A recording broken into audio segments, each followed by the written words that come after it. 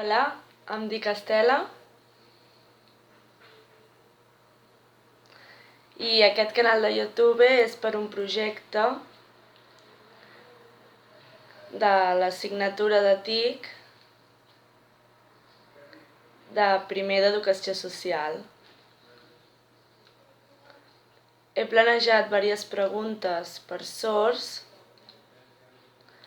perquè ens expliquin la seva experiència a l'escola, a la feina, amb els oients i quines ajudes o dificultats tenen per ser sords.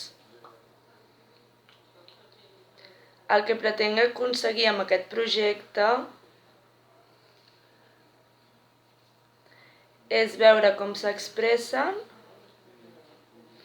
si tenen dificultat per interpretar les preguntes